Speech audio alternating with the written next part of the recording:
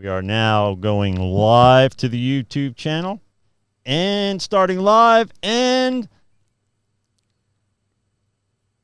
tonight on the Godlogic Project, we'll be live with the women from Created Women. Powerful story of rescuing women from sex trafficking, prostitution, stripping, addiction, prison, you name it. These women have a tremendous ministry they're running and a tremendous story to tell you guys. But first, the intro music. Hello, God bless, and welcome. I'm Kevin Haggerty, and this is the Godlogic Project. Shut up, Kevin. I'm Kevin Haggerty, and that's Mike Houston telling me to shut up. We have the live call-in number set up for you guys, and in studio today is Jillian. What's your last name, Jillian? Penhale.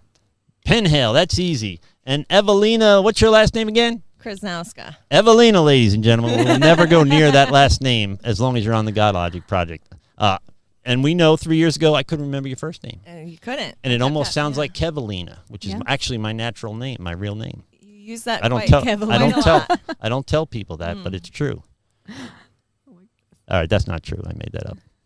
All right, so we're going to be talking about the ministry you guys run, which is Created Women. It is a local Tampa Bay ministry, right? You're based out of Tampa. Yes. And I have a video that we're going to play early. This video is important. This will set the stage for what you guys do, some of your backstories, and then what we're going to talk about for the next hour. We're going to be live right now on YouTube for an hour, and it'll be up there, like I said earlier, for posterity. So it'll always be available for people to go back to. You're welcome to share it. In fact, I'll encourage you to share it at some point. I will put it up on the extra screen, so we'll be able to see people's comments if they're watching and commenting live, so they'll be able to comment on YouTube and ask us questions, and they can call in the call-in number if I'm able to somehow answer the phone. If you call the call-in number, by the way, and I answer, you're still on mute until I say hello, caller, or something like that. Just sit there, sit still. I'm getting to you. But, you know, they're probably talking too much, and it's making it hard for me to transition to the phone call part. Probably saying something important, and that's why I wouldn't interrupt you. By the way, if you are shopping on Amazon anyway, go to thegodlogicproject.com, click on the Amazon logo, shop as normal. Percentage of your proceeds will be sent from Amazon to the Godlogic Project to support the project. If you haven't yet, please subscribe, ring the alert bell. It's down below, like down here somewhere. Oh, yeah, it should be right about there. Can you see that subscribe thing right there? Oh, wait, I'm off camera. All right, somewhere over here. Just subscribe to the show, ring the alert bell. Then every time we put up new content, you'll be alerted. And then if you'd like to be on the show, email me, godlogicproject@gmail.com. Tell me a little bit of your story. If we can tell your story here on the air for God's glory, I'd be glad to do it. Very cool episode coming up June 5th. We have my first remote interview with a couple of attorneys from West Palm who specialize in addiction and mental health law. And so I think that's going to be a very important podcast, just like tonight. So anyway, I am going to now switch to the video, and we'll watch the video, and then you guys can then begin to explain kind of what we're doing here and what we're talking about, okay? We serve women who have been sexually exploited. We kind of define that as women who are dealing with prostitution, addiction, or coming out of trafficking. We go to the streets, we go to strip clubs in our city, we go to brothels in our city. So every night that a woman is working, like every other person that stops for her and every other person that sees her, like they're there to abuse her, they're there to use her, they're there to rape her. And we're coming and we're saying, we see you as a person. Like, we see you, we love you, God loves you. And then really to try to start a conversation and see, like, how can we get you outside of this place and have a conversation? And so I think that's one thing that makes outreach so important. And since the beginning of Created, like, outreach was the first thing that we ever did. And it is integral to, like, the culture of how we operate. We're always looking for the sister that's still out there, like the one who still needs to come through our doors. The next step from outreach is really coming and meeting with one of our staff or meeting with our volunteer. Is saying, are you ready for the next step? Like, do you want to change your life? And if her answer is yes, we're gonna do everything in our power to find an option for her. So that option might look like just coming to our weekly gatherings. So like we have a Bible study every week called Oasis. I just want to eat like 5 cookies right now. Yeah, I know. It felt good to know that there's a place, to know that there's people out there that care about you, that don't want nothing from you, that just love you just for you. You know what I mean? And I always want to be a part of Create ever since I got myself together and stuff. I was like, I want to do something I want to be part of, and that's all my pictures around here. We offer the women come to our group settings about 2 to 3 times a week. They also meet with one of our staff every week. That's called created care. And all of those things, they're getting life skills, they're getting job skills, they're getting spiritual disciplines and learning, and they're getting mentored. Those services are on the same level what the women who are in our housing program receive, which is the Sanctuary, which offers up to 2 years of free housing. Those women are making a full-time commitment to like, I want to heal, I want to be in recovery, like I'm fully committed to this. And so they give up everything and move into our house. And really that whole 2 years is surrounded by like receiving counseling and trauma therapy and taking the steps that are needed to like make changes in their lives that they can move forward successful.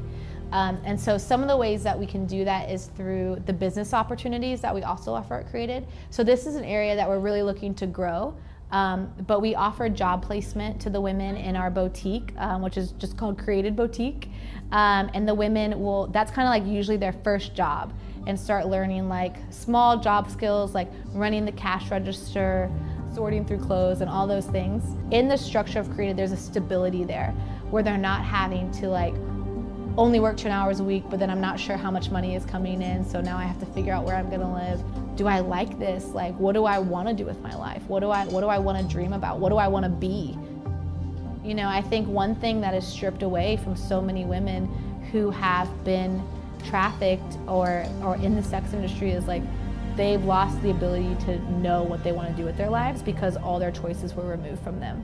When women are able to come to that place and say like, I do have dreams, like I am really good at making this salt scrub and it's fun, like I want to do this, or like, you know, I maybe don't like working in the boutique, but like I want to do something different and now I feel like I can. So it's like those things give the women confidence that they can move forward in other jobs. My life is very different. Today I smile, and I mean it.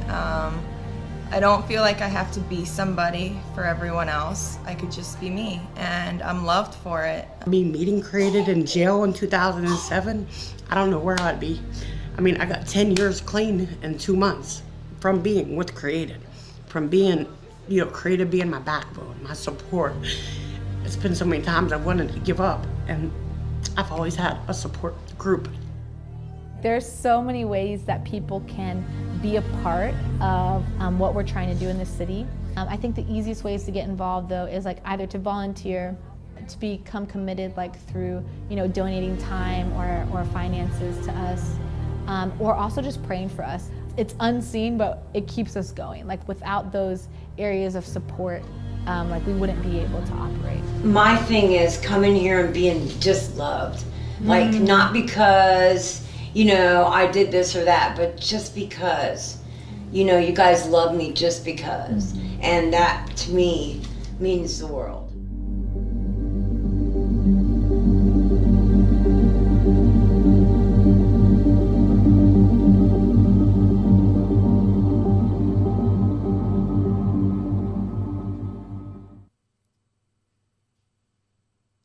Wow, well, that's a pretty amazing video. First of all, I'm not a name dropper, but I think I recognize a couple of the women in that video. Do I or do I not? I don't know. Yeah. I think I recognized a few of you. Some hair A couple of you. changes, yeah. Yes. She has 3 hairstyles in that video. She had like 3 looks. Yeah, so I did. I was like, I can't believe she has twin sisters and they're all in the same program. Not really. I was This still is trying weird. to find out who I am, really. I didn't know if I liked the pink look, the blue look, you know. So what did you settle on blue?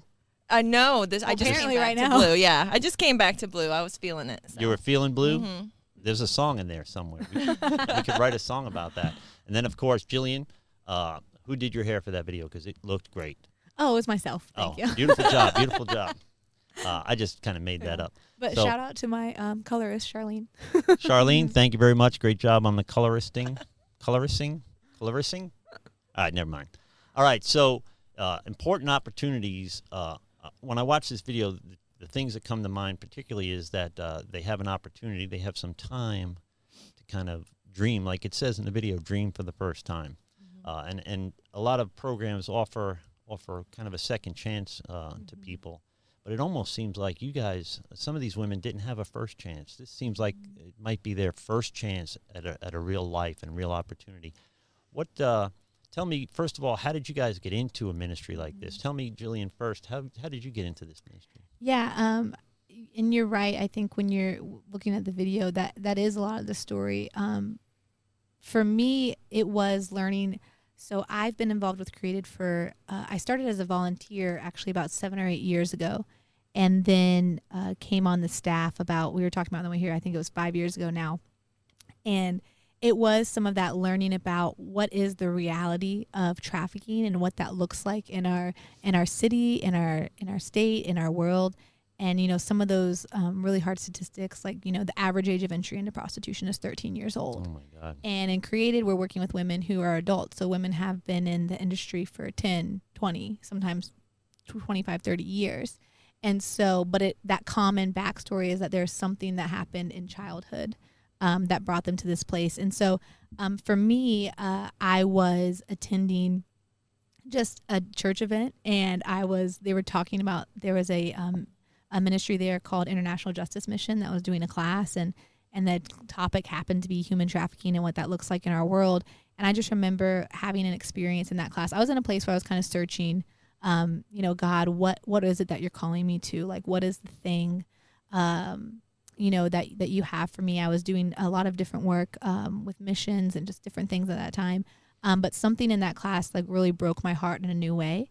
And I didn't know what that meant, but it was just like, you know, something about sex trafficking and just letting God kind of break my heart for that, and then going on a journey. So probably from that moment, the next like 2 or 3 years, I just kind of learned and you know, did research and tried to figure out like what does this mean? What does sex trafficking mean? What does that even look like? What's the reality? And so kind of going on that journey brought me to finding Created in Tampa myself. So I was, you know, kind of attending a community meeting about that topic, and I met the director at that time. Her name's Keisha, and she invited me and said, yeah, you know, this is what we're doing in the city. Like we're in a ministry that just wants to go love the women where they're at. We're not just talking about, you know, the facts and figures and trying to educate people. We're actually going out to the streets and meeting women on the street corners. We're actually going into clubs and building relationships, and just hearing about the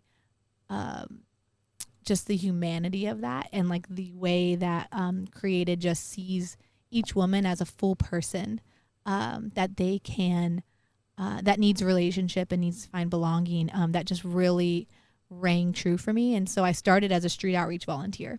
And so I was trained in, you know, what do we look for? How do we go? Like, where do we go? And rang true for me. And so that's okay.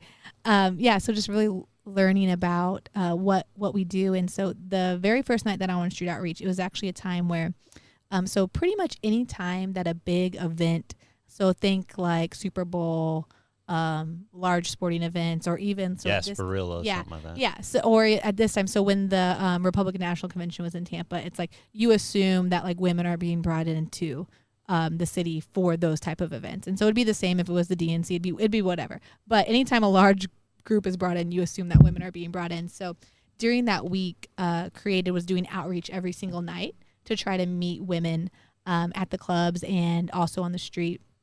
So that was the first week that I ever did outreach, was part of that week. I went 3 different times that week. And my very first night, we're driving around. So literally with street outreach, it sounds like what it is. We drive up and down, you know, the main area for prostitution in our city, and we're just looking for women, and we bring gifts. That's our way in. That's our conversation starter. And we stop, and when we see them, we'll usually say something like, hey, we're just out here making sure women are safe. Are you safe? Are you okay? I usually am actually getting out of the car like screaming like, we have a gift for you. You know, can we talk to you? We have a gift. And sometimes you probably send them running. Yeah, sometimes that happens. So we get out and trying to love them where they're at and let them know like we see you as a whole person. I think that's really the main thing of outreach, because like it says in the video, like every other person that's stopping for them is stopping to hurt them. And so in some way. And so us stopping to say like, hey, we see you, we love you, God loves you. Can we pray with you? Here's some toiletries. Here's some, we try to put like McDonald's gift cards and things like that in the bag.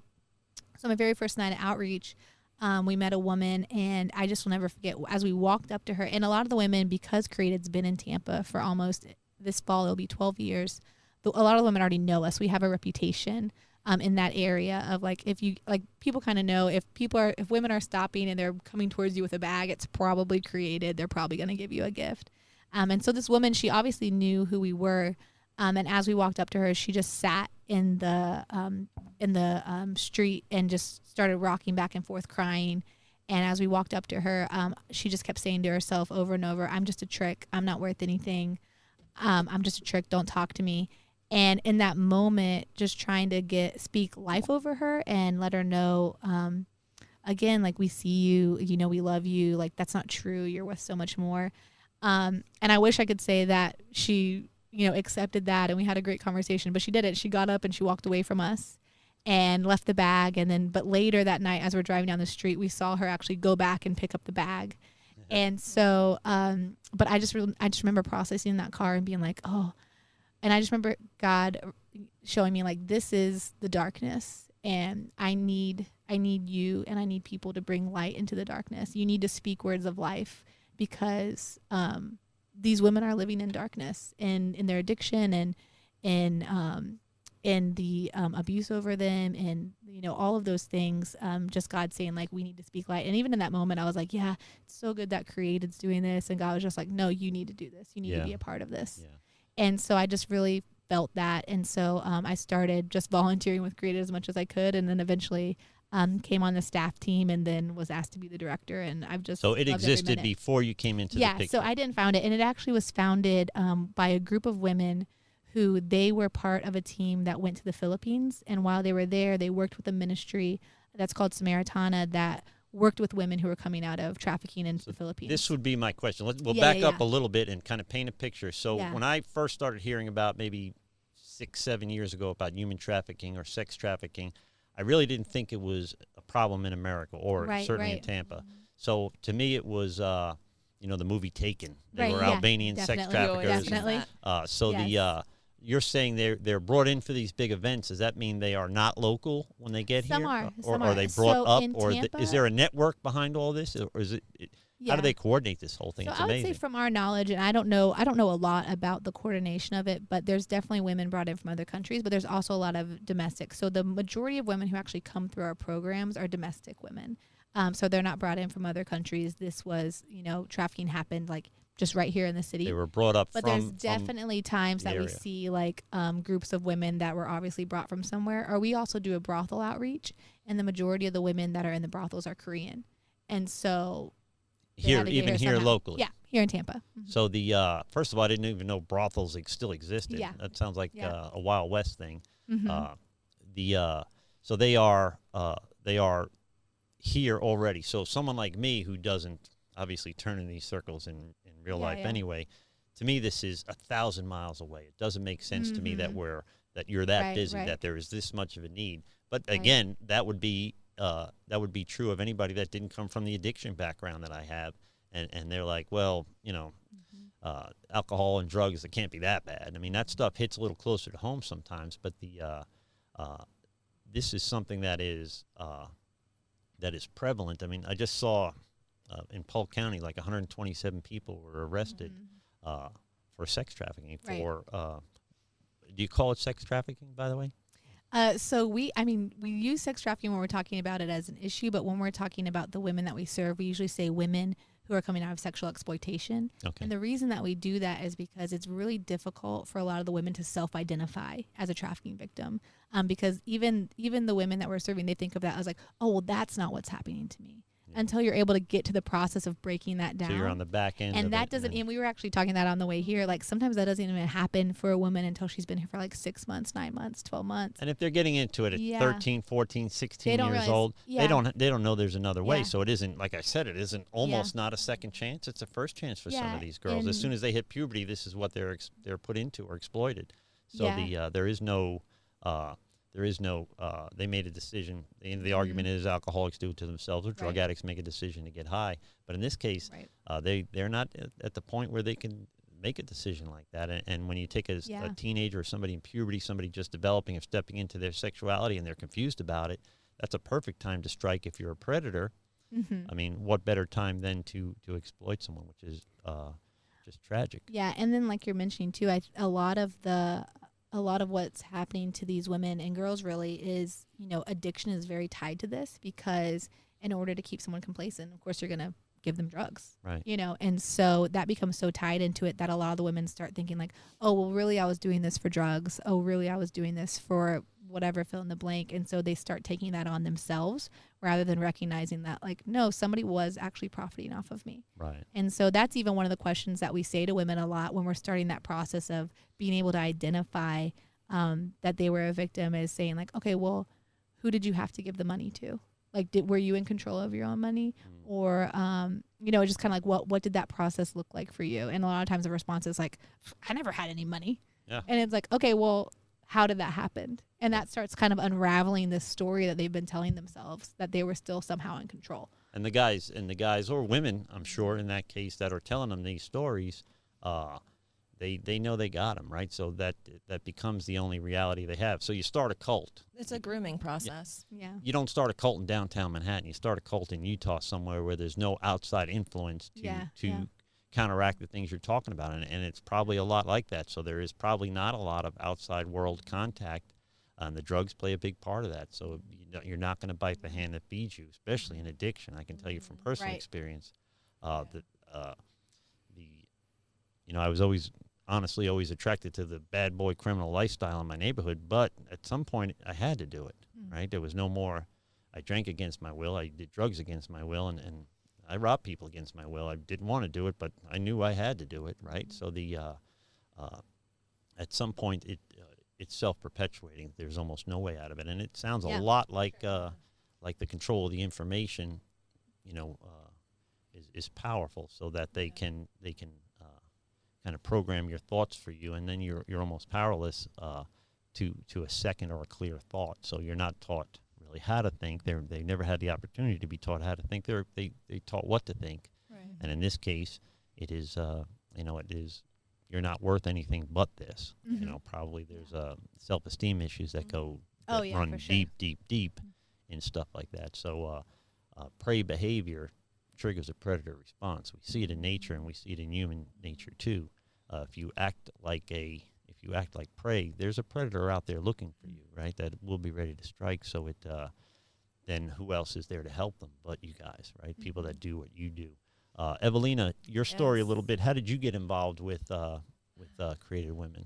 Well, I'm going to be speaking from a survivor leader perspective. So that looks very different, because I was one of those women in that situation where, I, for a long time, thought I was making this choice to do this to support an addiction and a habit that formed from a lot of things that happened in my past, my traumas. And really, I've never dealt with these issues. So these issues just kind of like, I kept placing a temporary Band-Aid, and like a Band-Aid, it will wash away. It won't prevent the wound from, it can prevent the wound from healing fully.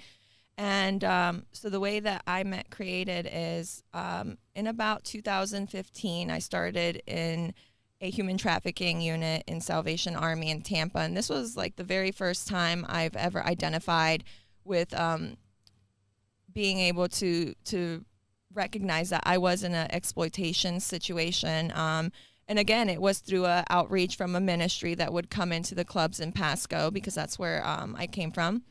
And, it's very prevalent. You hear a lot about the brothels and stuff, the massage parlors. I've heard a lot, even when I share with women in jail, that that is where they started, because I've seen, coming from this area, Hernando, it's a big problem. It's a big problem. But I started with Created when I was in this human trafficking unit, you know, kind of stepping into my recovery, had no idea what I was doing, wasn't really sure if I wanted to be clean. But, you know, God really used that in my story and the way that I got to the point to where I am today, because if it wasn't for that, I would have never met Created. And Jillian and I were actually speaking on that, because I asked her, I'm like, what made you come in here? Because it made me realize for that second that if they didn't, I wouldn't be where I am today. So it was a very beautiful moment to just be able to ride here and think of all those moments. But they would use Created for More, which is a curriculum we also use in the treatment centers and in our jails in Tampa. And they would, you know, they only had about 2 to 3 women in this unit, and they would actually come, you know, spend their time off because it was after 5. And now being on staff, I know we work 9 to 5. So, you know, they would take out of their personal time to pick us up once a week and start these groups about, you know, childhood traumas, childhood past, where the connections are. And the more, I won't lie, I didn't want to come, because I think it scared me to figure out what was going on in, you know, my emotional process with everything that I went through and the choices I made, because I came in a very, in a victim. Created Boutique. And the women that's kind of like usually their first job. What the heck was that? I don't know. That was my voice. Yeah. But I came in a very victim mentality. So I thought that everyone hurt me. Right. But really, like we mentioned, there is a process into this where, you know, you go through the traumas of childhood, and that really paves out the way to what choices you make in life, because you are seeking this one thing, which for me was just acceptance and love for the longest time. And that then led me into the bad direction and choices that I made for my life at 18, starting to become a habitual user to an addict within 2 months. And then I had to support that lifestyle, and I stepped into a brothel, and that owner used it to his advantage, knowing that this may be an addict. They know what to look for. They know that a woman's coming in, because no woman chooses to do this in everyday life. It's something they're trying to support in their life or keep themselves alive, to where that made me think I was making a choice to do this. But really, I was pushed into this. Right. I did open the door, and I made the calls. I made the moves. But emotionally, I had no idea what was going on. So there's kind of a false sense of control or empowerment that really doesn't exist, and we know then if you do these things then against your will, right? Yes. So at some point I was drinking, whether I wanted to drink or not. Now I had to, right? And you cross over kind of a threshold there where, regardless of what you tell yourself, this is above your pay grade. Now you are a slave to it, right? And you can be a slave to. It doesn't matter what it is. Any sin nature will eventually enslave you. And the only opportunity for me as a pastor, I would tell you, the only opportunity to step away from that is a relationship with your Creator. And people look at that as slavery, but that's the only time I think I've ever been free in my life. Yeah. So there is a sense of for me, and when I deal with people in recovery, I drill into them the personal responsibility part of it, but that can't be at some point it may come into play. But initially, personal responsibility has very little to do with it. If you're getting involved in this when you're 16 years old or 15 years old or 13 years old, eventually you have to own your decisions, your mistakes. So I did the things I did very young. That doesn't give me a get-out-of-jail-free card the rest of my life, but I knew what I was doing, right? Yeah. Well, not everybody in my family hung out in the neighborhood. I did, right? So but that's an element that may be lacking, especially in the beginning of this process, because they really can't be held responsible for that. Yeah, it wasn't in their control. Yeah. Yeah, so it's a little bit different, I think, than straight-up addiction or straight-up criminality, where regardless of how rough you had it coming up. I had it good coming up, and I did it anyway, and it went very much to, I wanted people to like me. You know? I got accepted by the bad guys when I was young, and older dudes that were smoking and drinking and doing things they shouldn't have been doing, and I was younger and crazy and going to do it, and they, I kind of made a god of my status in that neighborhood, if that makes sense. So you begin to all of it is a practice and idolatry of some sort, be it yourself or status, money, sex, drugs, what you name it. Sometimes your spouse and your children.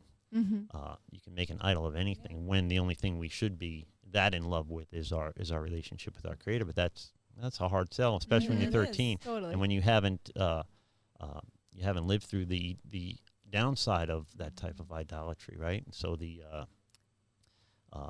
so there's an opportunity here for these girls, like we were talking about, to have a first chance, to have a reset that you wish everybody can have, that everybody would accept, and they won't. I'm sure you can probably tell me more often than not they don't accept your invitation. This is true. It is.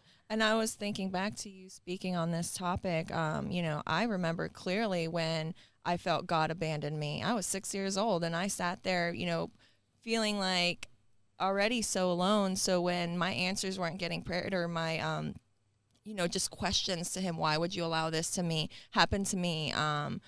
It wasn't until, and I could remember feeling that darkness I walked in, and it wasn't until an outreach group came in to share that love and to let, God shine through them, because I wasn't trusting anybody, and I didn't want to talk to anybody. I was like a stone, it feels like. And with Created, I feel like I regained, my ability to love again, because I didn't really care for the world, and the world didn't care about me mentality. And it wasn't until the God aspect was brought into it to help me to realize where these connections are made. And it's such a light bulb moment to know what happened in your life and why it could have happened, and knowing it's not your fault. Yeah, and sometimes we look at it wrong. So, and I've been disciplined on this myself in the last few years. I would ask myself, why is this happening to me? And now more and more I find myself saying, why is this happening for me? What am I to learn from this? How am I going to grow out of this? As bad as it is. So if I was to write down my last 10 years on a piece of paper, or 15 years, 13 years ago I was going to kill myself, sober, right, over money. If I was to write down my biography for the last 15 years, you'd be like, this guy's a schmuck. I mean, this is the saddest thing I've ever heard in my life. Follow me around with a hidden camera for 2 weeks, and you'd think I was the most blessed guy you've ever seen. So it goes to perspective, right? And it goes to not having what you want, but wanting what you have, and the importance of that. And what you have really is the idea to me that we're all created in God's image, right? And so then in God's eyes, we're all equal. It doesn't matter what the color of your skin is, what your religion is, what your sin proclivity is, any kind of dysphoria you might be struggling with. You're still created in God's image, and He loves you as much as He loves Billy Graham. Yeah. So then where do you go from that? So how do you then begin to build your way back out of that? Now, I knew you 3 years ago. We talked about it. And so for people on my end of things, we don't get to see victories very often, right? So God put it on my head to reach out to you 2 weeks ago or a month ago or whatever it was. But so to see a victory like this, for me, where it's almost a recovery mill, and the percentages are not good. Totally. Right? Yeah. So you think to yourself, John 15 always comes to mind. Abide in the vine. Just keep your head down. Just keep serving. Don't pay attention to the fruit, right? Totally. Whenever you turn around and pay attention to the fruit, I find I'm really paying attention to Pastor Kevin. Yeah. Right? I'm trying to see how great I'm doing for God's kingdom. It's about right? results. Yeah. So, so look at me. Look how great I am when I stay humble and abiding in the vine. The fruit is happening, and once in a while you get a blessing like reconnecting with Ewelina and knowing that things make a difference. So you don't know. Some people plant seeds, and some people fertilize, and some people water, but God provides the growth. Yeah. And so to me, it's cool to see some of the progress. Now, in the video, there is, first of all, it looks like you guys eat very well. We love to eat at Created. That is very true. And if I'm not mistaken, you were praying before a meal. Yes. That was nice. So if I forget to pray in my house, my son will remind me. And even in the restaurant, he's like, Dad, are you forgetting something? That's good. I think that the idea of community and sharing, particularly something about sharing a meal together, right. Sharing a roof, right, sharing responsibilities. I think there is a camaraderie amongst people in this type of recovery or my type of recovery that really only exists in the military, right? So the relationship we have with other addicts and other alcoholics or other women that have been rescued from sexual exploitation. Did I say that right? Yep. See? 7 years of high school wasn't wasted on me. But when you have, there's a connection or a bond that never goes away. Right. Correct. Right? So you can run into somebody that you haven't seen in 5-10 years. And sometimes you pick up right where you left off. It's amazing. I'll even say, even the moment you meet someone, I can use an example from this morning, you know, because we have the boutique and the drop-in center for personal hygienes, and someone as, you know, waving you down so you come talk to them, those people get ignored every day because this was a homeless woman. And they'll walk by like they haven't even seen her, like she's not there. And the smile on her face, like it reminded me how blessed I am. And the video always reminds me how blessed I am to be a part of this. And it refires my fuel and my passion, because for this woman to just constantly remind me that she's homeless, she doesn't have anything, and I could just give her a few things of hygiene and some clothes, and the fact that she can pick through clothes is the most beautiful thing, and she can just sit there saying, thank you, God, praise Lord. And that's what sticks out to me, is those instant connections that you make, because they're connections right away. And too often, I think everybody has a heart for this, right?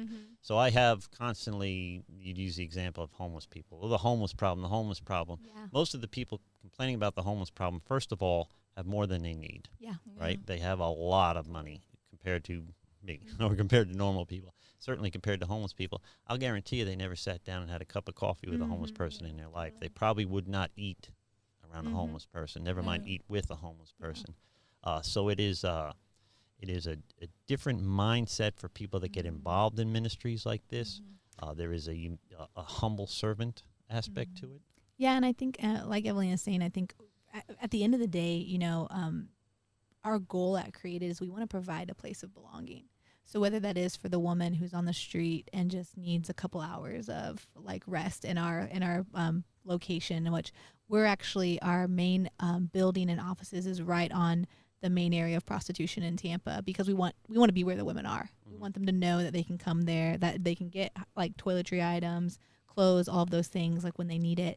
And even if they don't stay, if they don't stay, even if they stay for an hour, and kind of, and you know, even with the video, like what you were talking about, it's like that video always kind of chokes me up a little bit, because it's like half of those women are not at Created right now, and they're in various places in their journey, and that's hard. But at the same time, I think one of the things that differentiates Created is that we always have an open door for them.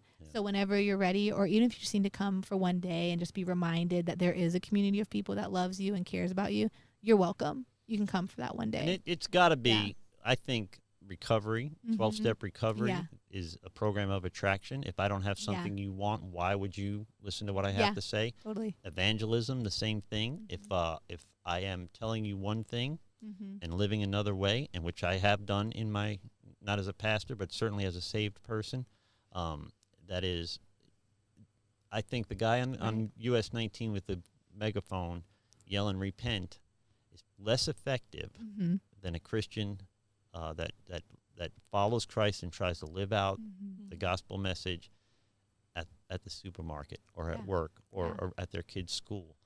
You become the gospel in some sense, so that then you are approachable, right? So if I had, as a pastor, if I had a leisure suit and a velvet Bible and gold teeth or whatever, the cool hair that the guys had, I don't think people would listen to me. I think because I'm really, to most people, Kevin the plumber, that they pull me aside. I go to a meeting, a 12-step meeting, and sometimes I don't get in the room. You know, people say, let me ask you a question. Let me ask you about this. Let me ask you about that, because they are, there is no condemnation when they're talking to me, right? So it is a matter of, I recognize the brokenness that they have, because it's the brokenness that I have still. There is no idea that somehow I've overcome or I'm better than anybody. I'm 30 years away from my last drink. I'm an arm's length away from my next one for the rest of my life.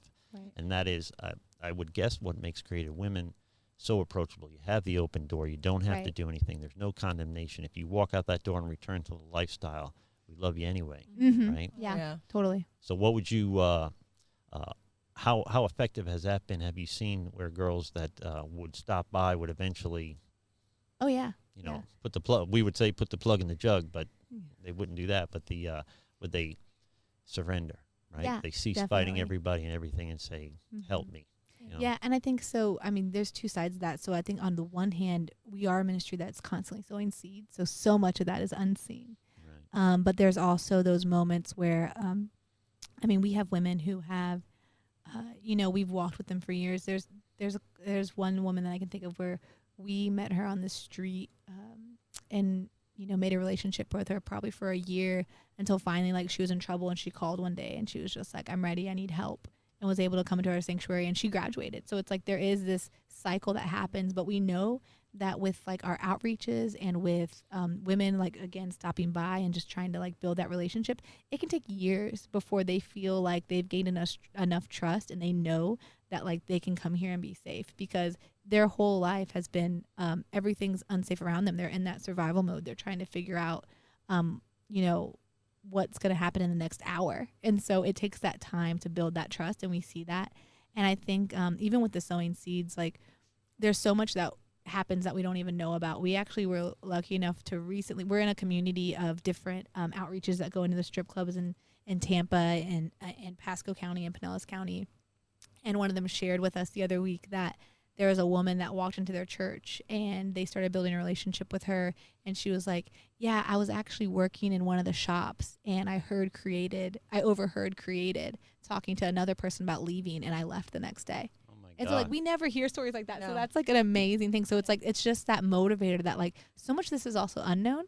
But we do have those women in our community who we see them take those steps. And even when somebody who's been in our housing for 3 months decides to leave because they relapse or they just can't give up this relationship with somebody that they had, it's sad and we grieve that, but we also know like they're gonna come back because this time they stayed for 3 months, last time they only stayed for a day. Yeah. So next time they're gonna stay for a year, and next time it's like getting that time, because they always think of their time at Created as like some of the best times of their life. And you don't know when they may not. They may be on the Vegas Strip and ask for help one day. Yeah. Is on that topic. Is Creative Women just in Tampa Bay? Are you national? So there is another Created in Gainesville, and so they and you can look at them online too. They're Created Gainesville, and we helped train them and get them started, but they're their own nonprofit. And then we also have outreaches that we train, and there's one in Pasco County, I believe, and then a couple different outreaches that we train. But our main location still is in Tampa. So there is.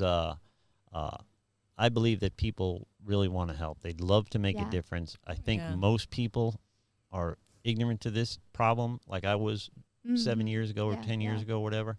That when you hear it, you don't think it's us, right? Yeah. I'm guessing that not everybody that gets into this vicious cycle comes from a impoverished family. I'm sure some. Correct. Yeah, that's right.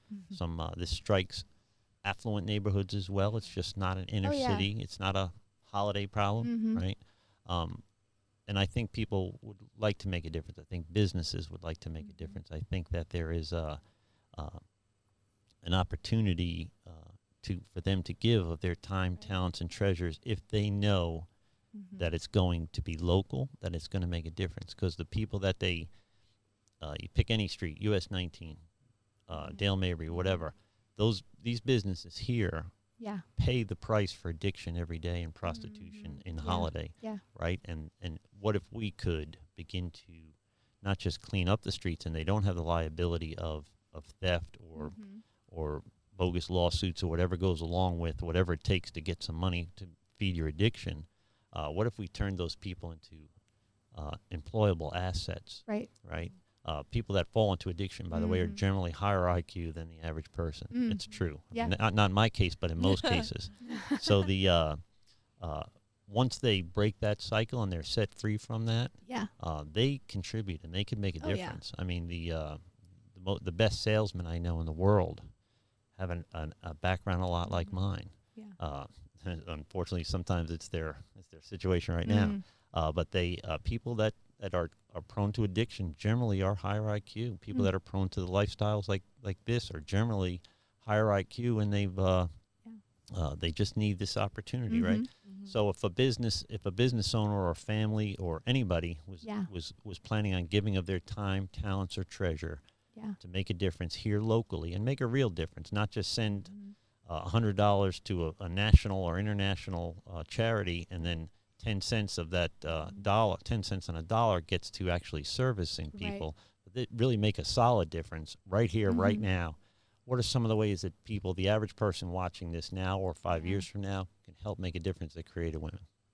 Yeah, I mean, I think there's various ways, but definitely if somebody is listening to this and they're like, I want to get involved in a like with my hands, like I want to work with this, I want to be involved. We do train all of our volunteers, so we offer like trauma informed care classes and like train you to feel ready, because I think a lot of times we get stuck in that, like, okay, I'm hearing about this issue, I want to get involved, but I can't possibly do that. Like, what could I bring to the table? Well, the reality is, like, we're all just broken people serving other broken people. So it's anybody can bring something to the table. So we do offer trainings. We're always needing outreach members if that's something that sticks out to you. So we do street outreach, club outreach, and again, going to brothels. We also have a cafe that we do at our location where women are just allowed to come in and have, some food, some clothing, those type of things. So that's definitely if you want to actually get in the action of what we're doing every day. There's definitely volunteer opportunities. Also for our residential home, we're always looking for mentors. So all of the women are assigned with a mentor that they meet with regularly.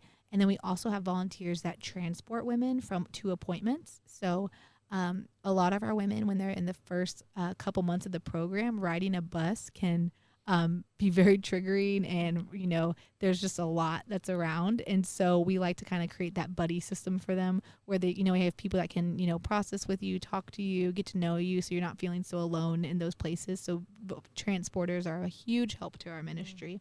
And then I think we're always looking, which Ewelina works with our outreaches, and every month we have different people sponsor our outreach bags. So even if your church group or your family or whatever wanted to collect things that we put on our outreach bags, it's always, for our street outreach, it's always toiletry items. So little shampoos, soaps, all of those things. $5 McDonald's gift cards are a huge win for us, or even just like bags of chips and things that we can put in the bag, because we know when we're reaching women on the street, a lot of them are homeless or they're living in motels, but most likely they're not eating regularly. Sure.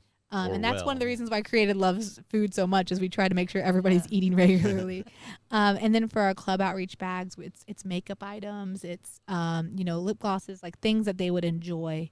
And the same for our massage parlors. We're always just collecting things for that. So my family, we've always tended to make homeless bags, homeless packages, and we take a big 1-gallon freezer bag and fill it with toiletries, and socks is a big one. Socks is huge. Yeah, socks, even undergarments. Undergarments is a huge one for us too. Yeah. So they can then begin to do that. Now I've got on the screen now creativewomen.com. Yes. Yeah. Look on the screen. Did I spell that right? Because don't forget who you're dealing with. Yes, you did spell it right. Because I am neither a multitasker nor do I have an attention for detail. I am a plumber that now is buried in electronics and pastoring. So they can reach out to you guys through creativewomen.com. Yeah, there's a contact us on there, and there's also a way if you wanted to give, there's a donate, section over there. But there's a contact form that you can fill out and say, hey, I'm interested in volunteering, or I want to get involved. I want to collect items for you guys. So that's definitely a great way to contact us. And they, something like Creative Women, by the way, would be quite an asset to where we are here in West Pasco. Yeah. So, I mean, if there was an opportunity down the road to set up some kind of outreach like that, a local business or local businesses can get together and contact you guys, right. Local Chamber of Commerce, that kind of stuff can reach out, contact you guys, set up something like this over building here. Upon things. Yeah. Expanding. And certainly finding the need. And I don't know if you guys are familiar with West Pasco, but there's a need. Yes. So they can reach you guys at creativewomen.com. Yes. If they can also, by the way, let me put me on the camera. We haven't put me on the camera like the whole show. I know. See, when you have beautiful women in the studio, then no one wants to look at me, which is weird if you ask me, because look at all this. I know. This is what I call my moneymaker right here. No, not really. We'll give it to you. So the if you did want to help and you're not sure how you could, or if we can help you, which is also very important, you can email me at godlogicproject@gmail.com. If it's addiction recovery, if it's sex trafficking, whatever we can do to help you. If there's a resource, and I have resources, I don't have resources, but I have contacts in the recovery community now. Contacts like this. So if the Godlogic Project can be of any service to you guys, email me, godlogicproject@gmail.com. I'd be glad to help, or if I can't help, I'll find somebody that can.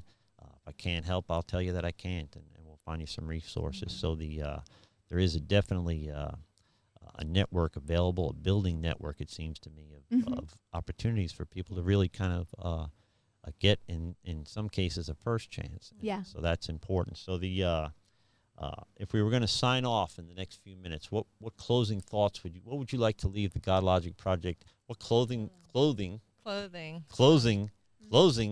thoughts would you have that you would like to express to, probably right now, I don't want to make you nervous, Ewelina, but there's probably millions of people watching right now.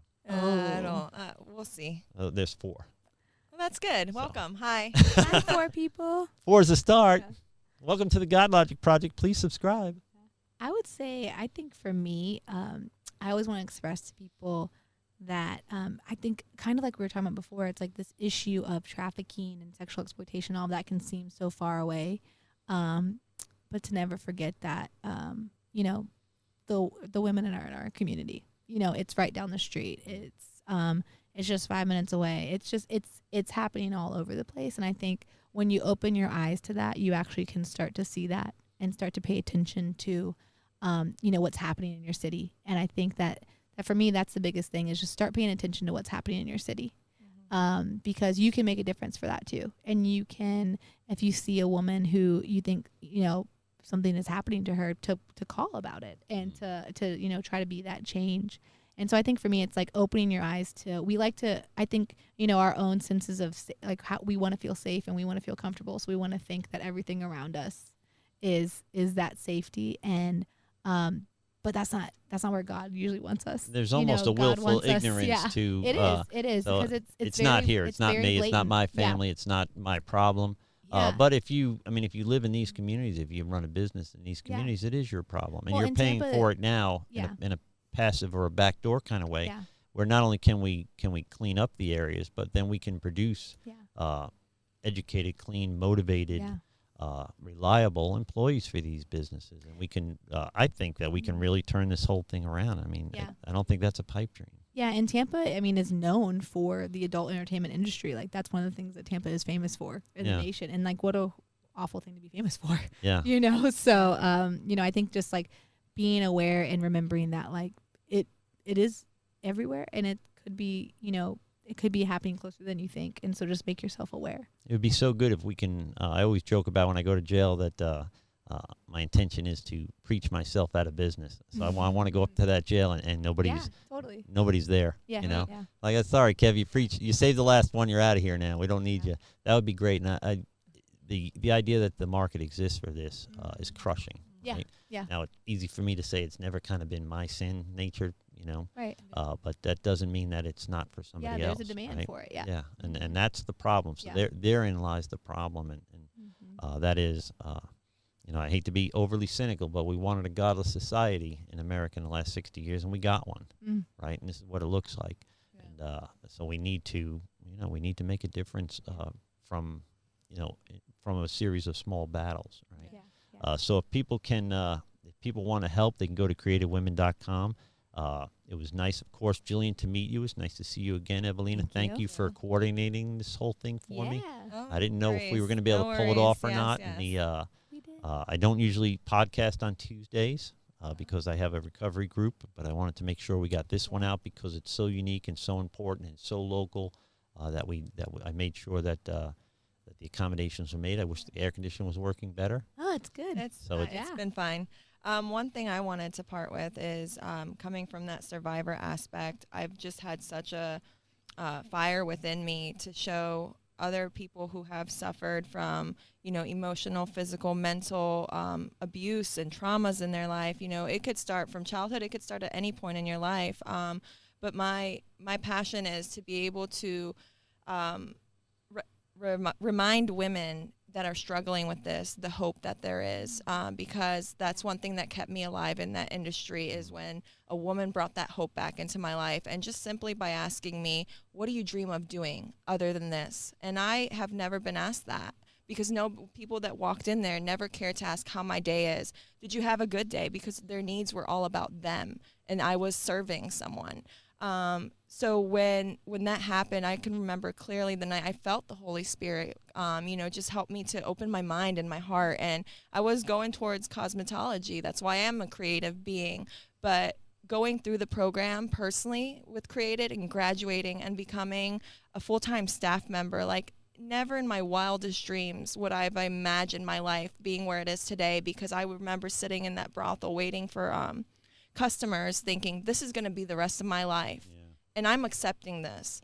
And God had a different plan, and he's using what I went through to be able to help women in this position, to be able to share that hope, to be able to let them know, like, I understand you. I understand you, and it's not your fault, and it's okay, and we'll get through this together, because it is possible, but it's the hardest thing that I've ever been through in my life, because it's a lot of connecting and a lot of really figuring out and identifying with myself, and that I can connect that it was never my fault, but I believed this lie that the enemy would tell me and keep me in this perpetual cycle.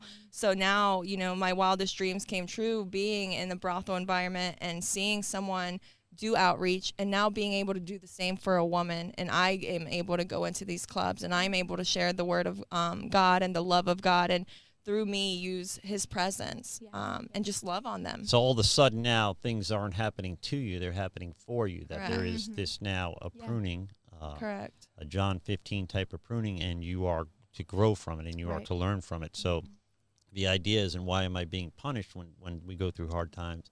Well, what are you doing to me? What am I to learn from this? How can I become a better person because I'm going through this, right? And it's too easy to give up otherwise. So the gift that that comes from that relationship with your Creator through Jesus Christ, and I believe only through Jesus Christ, is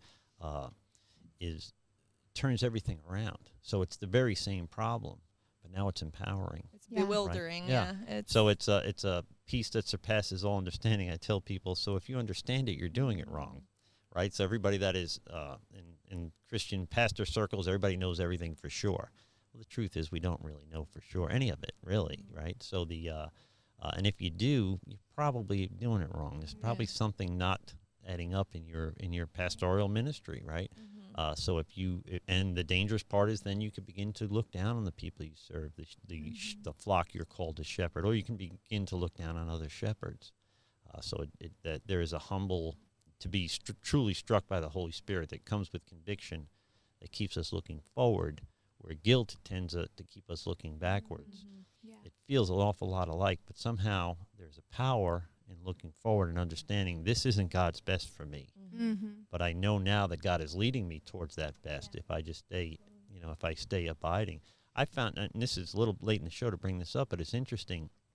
When I came out of addiction and criminality and those types of things, and I early on moved to Florida, I had zero social skills. I had no interest in having friends. I did everything by myself. I rode motorcycles by myself. I went fishing by myself. I did everything I could possibly do by myself.